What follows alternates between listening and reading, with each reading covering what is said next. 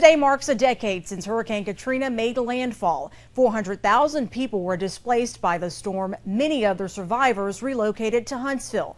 WAFF 48's Jake Barrett spoke to a New Orleans woman who rebuilt her life right here in the valley. Jake. Well, Bobbie Scott was in her home when Hurricane Katrina made landfall. She lost her home and 2 relatives in the disaster. Looking back on the events and remembering the storm clouds, she now sees the silver lining. I had 2 dead bodies in my house. Bobbie Scott lost her husband and her mother-in-law in Hurricane Katrina, but that was just the beginning of her ordeal. They finally came and got my husband's body and my mother-in-law's body. However, they lost them because they had so many dead people. Scott was finally able to recover her lost loved ones over a month after the disaster struck.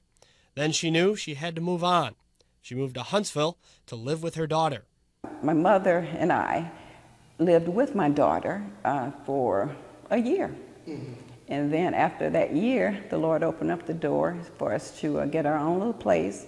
After losing everything, she believes she's recovered with new things to look forward to. In the meantime, it has been like a mixed blessing. I got to live in Huntsville now.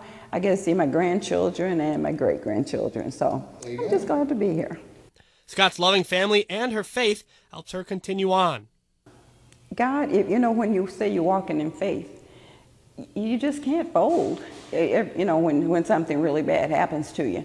She may be far from New Orleans, but at least now she's home.